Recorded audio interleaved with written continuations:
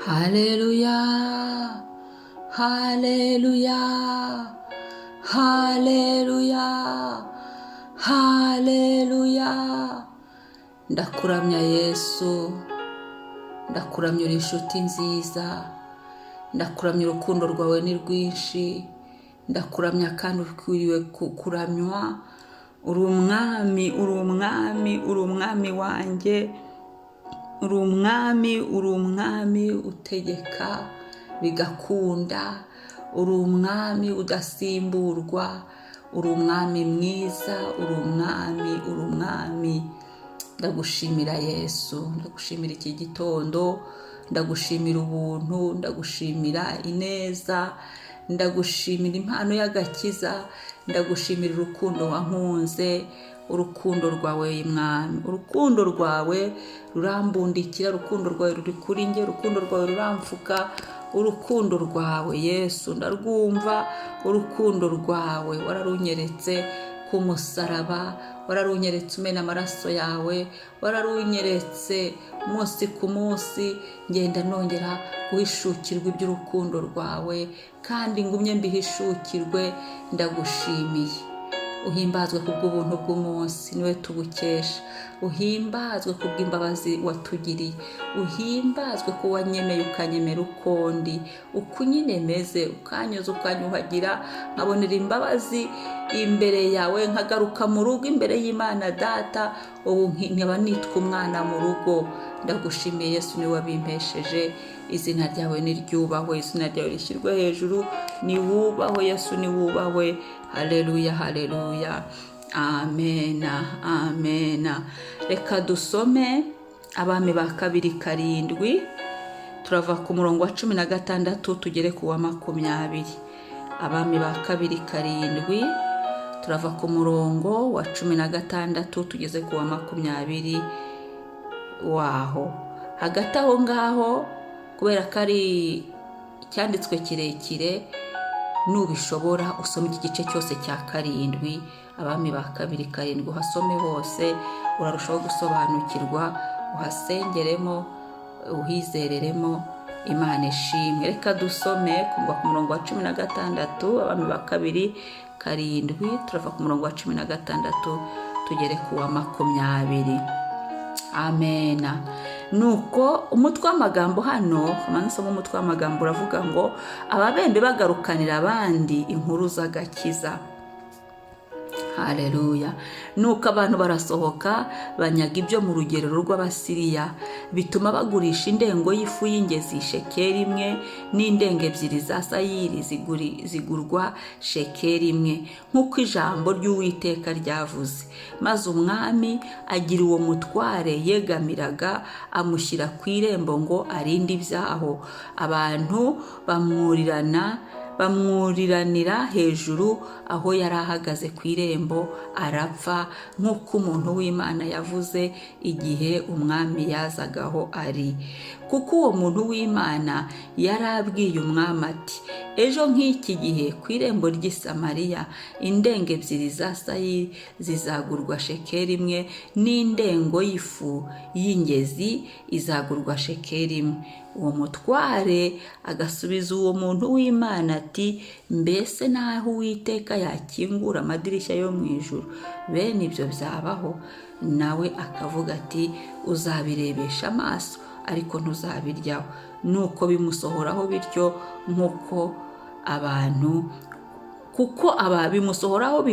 kuko abantu bamwuriraniye hejuru aho yari ahagaze ku irembo, agapfa. Amen. Imana ihabwa icyubahiro. Ahangaha mu Bami ba kabiri 7 bavuga inkuru z'ukuntu ababembe bagarukanye inkuru z'agakiza. Ni ukuvuga ngo ubusanzwe i Samariya havutse ikibazo cy'inzara, bagira inzara, umwami biramuyobera, bigera aho bambara ibigunira. Samariya hatera inzara ikomeye, inzara nimbi, icyo ndagisubiramo. Bagira inzara ndende, bagira inzara y'igihe, bagira inzara ibagera mu magufa, bagira inzara, bagira ikibazo cy'ibiryo. Imana idutabare, Imana idutabare, iturinde inzara. Nuko barasenga, abandi bambara ibigunira, abandi bakora iki? Barasenga. Aha rero umwami yaravuze ngo namuhamagarire Elisa nk'umuntu w'Imana. Umwami nawe ngo yari yasenze. Ugeze mu gice kindi ugasoma, umwami nawe byagezeho yambara ibigunira, yikubita imbere y'Imana, yinginga ngo Imana ibasukire umugisha. Hanyuma rero muri iki gihugu hari ababembe. Iyo warwaraga ibibembe bagushyiraga inyuma y'umudugudu cyangwa se inyuma y'umurwa. Ababembe nabo bari bashonje iyo bari. Inzara nabo yari yarabagezeho inyuma y'umudugudu, ho byari bikabije. Nuko bigira inama yo kujya kureba mu Basiriya niba nta kintu kiriyo. Baravuga ati no gupfa turagiye muri iyi nkuru. Ahantu binejeje rero, hano ku mutwe w'amagambo rero niho bavuze ngo ababembe bagarukanira abandi inkuru z'agakiza. Haleluya. Ndagira ngo usenge iki gitondo duhereye kuri uyu mutwe w'iri jambo, ubwire Uwiteka ngo Mana, nagiye numva inkuru mbi, nagiye nkumva inkuru zidakwiriye, nagiye numva inkuru z'inshamugongo. Ariko uyu munsi Mana, kuri iyi tariki, muri uku kwezi, numva inkuru nziza z'ibyo wakoze, numva inkuru nziza zivuguruza ibindi, numva inkuru nziza mu matwi yanjye, wumva inkuru nziza mu byawe, wumva inkuru nziza mu kazi, wumve inkuru nziza zikiza. Ni inkuru nziza zivanaho ibyari ibibazo. Hano hari ikibazo cy'inzara, ariko ababembe bagarukana inkuru nziza y'uko inzara ivuyeho, habonetse igisubizo. Natwe rero hari ibintu twari dufite, hari ibintu twari turi gucamo, hari ibihe twari turi gucamo, twumva inkuru nziza y'ibyo bintu, twumva inkuru nziza z'aho Uwiteka agejeje ibyo bintu, twumva inkuru nziza z'ibyo Uwiteka akoze kuri ibyo bintu. Uwiteka avuze arabikora. Amen. Uyu munsi twumva inkuru nziza mu byacu, mu bacu, hafi na kure, muri bene wacu, twumva inkuru nziza kubw'icyubahiro cy'Imana. Ngo nuko abantu barasohoka banyaga ibyo mu rugerero rw'Abasiriya. Haleluya, haleluya, haleluya. Iki ni igihe cyo gufata cyangwa se guhabwa. Ngo bituma bagurisha indengo y'ifu y'ingezi shekeli imwe.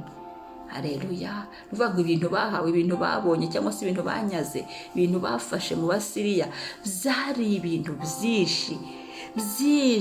Reba nawe, babonye ibintu, ni ukuvuga ngo buri muntu wese yarahawe, ntawavuriye mwaho, kuko byahise nyine ikiguzi kigabanuka. Uko kiba bihenze ni uko byari kuba ari bikeya, ariko kuko byari byabaye byinshi, byahise ibiguzi. Uko mu gihe cy'inzara ibintu birahenda, ariko hano ibyo banyaze mu Basiriya byari byinshi cyane, bituma bagurisha ingezi ifu y'ingezi shekeli imwe. Indengo y'ifu y'ingezi bayigurisha shekeli imwe, ndetse n'indenge ebyiri za sayiri bazigurisha shekeli imwe.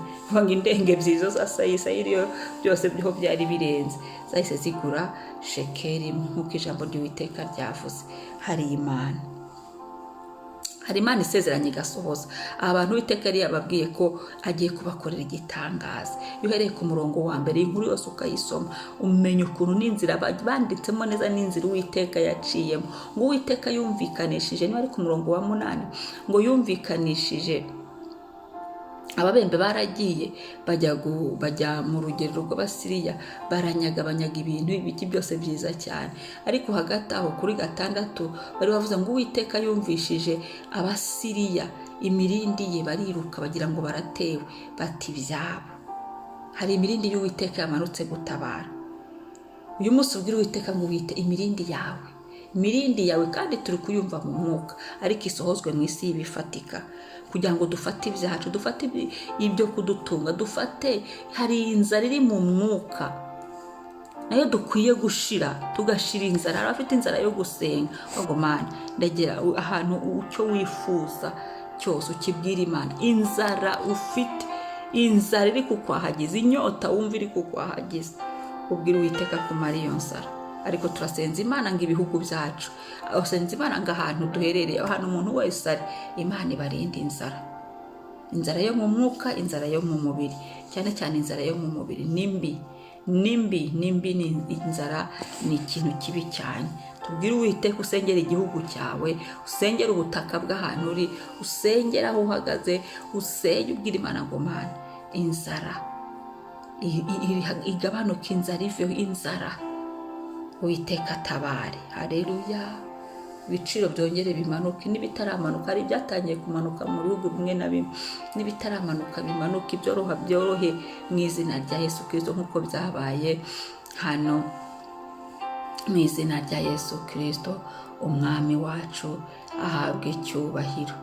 Uwiteka arakomeye. I Samariya barariye baranywa ndetse basagura n'ibyo kugurisha, maze umwami agira uwo mutware yegamiragaho amushyira ku irembo ngo arinde ibyaho. Abantu bamwuriranira hejuru ko yari ahagaze ku irembo arapfa nk'uko umuntu w'Imana yari yavuze. Bavandimwe, kutizera biragatsindwa. Uyu muntu umwami yegamiraga yapfuye azize kutizera iby'Imana ivuze. Uyu muntu yapfuye azize kutizera. Ndagira ngo mbibutse ko iyo umuntu atizeye arapfa. Iyo tutizeye ijambo ry'Imana, iyo tutizeye icyo Imana yavuze, iyo tutizeye, ibintu byinshi birapfa. Nkunda kuvuga urugero rwa mama wa Mose mu Baheburayo 11. Nyina wa Mose yarizeye Mose abaho. Ndakumenyesha ko abandi badamu abana babo bapfuye kubera itegeko ry'umwami no kumvira itegeko ry'umwami, bari bo ntibizeye, ariko nyina wa Mose arizera, Mose abaho. Haleluya. Kwizera. Bibiliya iravuga ngo umukiranutsi azabeshwaho no kwizera. Ndagira ngo ugarukane kwizera. Uyu muntu yapfuye azize kutizera. Se turizeye ko natwe haboneka impinduka mu buzima bwacu. Abantu bari bafite ikibazo cy'inzara, umuntu wese agira burya inzara ye, umuntu wese agira ikibazo cye, aba ari kwinyinyama, agenda nari gutabaza Imana, ariko ubwira Imana ngo Mana manura umuriri wawe.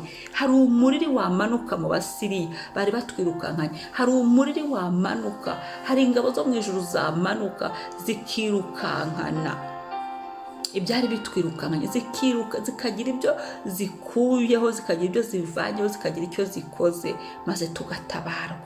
Haleluya. Tugatabarwa. Aba bantu bari kugurisha nuko bari bashigaje n'ibyo bafite. Ntabwo bavuze ngo ibyo bari kurya babigurisha, oya, ubundi ujyana ku isoko hari ibyo washigaje byo kurya. Rero Imana ibiduha ibiduhagije. Usenge uyu munsi ubwira Imana ngo Mana ndagusaba ibintu bimpagije, ndagusaba ibiduhagije. Mu mwuka tugubwe neza, no mu mubiri kandi tugubwe neza. Umwami ahabwe icyubahiro, kandi twibuke kwizera Imana. Twizere ibyo Imana ivugana natwe, twizere ibyo yavuganye natwe, twizere mu ijambo ry'Imana. Umwami ahabwe icyubahiro. Reka dusenge. Papa, ndagushimiye kubwira ijambo ryo mu Bami ba 2:7. Turi mu kwezi kw'imbabazi n'ubuntu. Imbabazi iyo zaje ibintu birakoreka. Imbabazi n'ubuntu nta na kimwe kitahinduka, nta na kimwe kitakumvira, kuko wowe uri umutegetsi. Niwe watubabariye ibyaha, niwe watugaruye mu rugo kubw'amaraso ya Yesu Kristo. Ndasenze Mwami, imbabazi zawe n'ubuntu byomatane n'amazina yacu, byomatane n'uyu munsi, bikorere kuri uyu munsi mu izina rya Yesu, mu mbaraga za Yesu, mu gukora kwa Yesu. Haleluya. Yesu ndasenze. Hari inzara, hari ikibazo, hari ikintu cyari gitumye duhangayika, cyari gitumye abantu bahangayika, ariko turasenze uyu munsi Mwami ngo umanure umuriri wawe nka wundi washyize mu Basiriya maze Samariya bagatabarwa. Umanure umuriri wawe uwo mu buzima bwacu nka kwa kundi wagenje Abasiriya bakiruka, maze Mwami ubuzima bwacu butabarwa. Ibyari bitwirukankanye, manura umuriri wawe Yesu. Aho inzara yari iturembereje, manura umuriri wawe. Aho ikibazo cyari kiturembereje, Mwami turembye kubera ko hano ababembe bari bagowe, imbere mu mudugudu bagowe, hari ibintu bikaze, ari ikibazo gikaze. Mana, hari ibintu biri mu buzima bwacu bidukaranye, bikaze, biruhije, ariko Uwiteka wowe ubirusha amaboko, ubirusha amaboko, ubirusha amaboko, ubirusha amaboko. Mwami tegeka vuga ijambo rimwe gusa. Samariya warababwiye ejo ngo bazarya bazagubwa neza, ngo indenga imwe ya shekeli izagura nako y'ingezi y'ifu, indengo y'ifu y'ingezi izagura shekeli imwe, n'indenga ebyiri za sayiri izagura shekeli imwe. Ibyo urabikora Mana. Natwe hari ibyo wavuganye natwe Mana, bisohoresha umwete wawe Mana. Hari ibyo wavuganye natwe Mwami, yo byatuma dutabarwa. Buri wese agira Samariya he Mwami. Hari ibyo wavuganye natwe Mwami, bizatuma natwe aho turi Samariya hacu hagowe, Samariya hacu hari ibibazo, abacu bene wacu ubuzima bwacu Mwami, wagarukamo Papa, iyubahishe, yesha icyubahiro, itamurure manura umuriri wawe Mwami. Hindira muri ibyo byari bitwugarije, hindira muri ibyo byari bitumye tugira umubabaro dusuhererwa, hindira muri ibyo byari bitumye no kwizera bamwe bo kugenda, hindiramo Mwami uyu munsi, mu izina rya Yesu kubw'icyubahiro cyawe. Ndagushimira Mana, ntuceceke, ahubwo Uwiteka umuriri wawe ubyirukana, umuriri wawe utuneshereze nk'uko waneshereje Samariya, bakajya bagahaga bagasagura n'ibyo gucuruza. Natwe uduhaze Mana, uduhaze mu ijambo ryawe, uduhaze mu gusenga, uduhaze mu buryo bw'umubiri bw'ibifatika, uhaze buri wese Mwami, udukenure Mana, udukenure mu buryo bw'ibifatika, udukenure muri iki gihe, ukenure no mu mitima yacu, ukenure no mu bugingo bwacu, ukenure muri mayindi zacu, ukenure mu biganza byacu, ukenure mu birenge byacu, ukenure mu ngo zacu Mwami, ukenure izina rya Yesu. Urakoze Yesu, ndagushimiye. Habwa icyubahiro Mana, twakiriye ubutabazi. Uracyari Imana itabara. Wawe ni wowe watabaye Samariya, n'uyu munsi uradutabara Mwami, n'uyu munsi urakora Yesu, kuko Yesu uri umwami w'amahoro. Oh haleluya, haleluya. Turakoze Yesu, twakiriye ubutabazi bwawe, twakiriye gutabarwa uturutse aheraho mu ijuru, twakiriye ineza yawe Papa, icyubahiro kibi cyawe none n'ibihe bidashira. Amen, amen. Murakoze, umunsi mwiza. Mwari kumwe na Mama Ebenezer. Ndabashishikariza gusenga ni byiza, gusenga ni iby'igiciro, gusenga birafasha. Umwami nawe yambaye ibigunira, Samariya baba amahoro, Samariya baratabarwa. Rero nawe ndagusaba ngo urebe uko wasenga, urebe uko wagaruka gusenga, ongera ugirire Imana icyizere, kuko ngo umukiranutsi azabeshwaho no kwizera. Samariya batabawe ko bakiriye ijambo ry'Imana yavuze, abatararyakiriye uriya muntu yarapfuye. Uwiteka tugirire neza, Uwiteka dutabare. Haleluya, haleluya.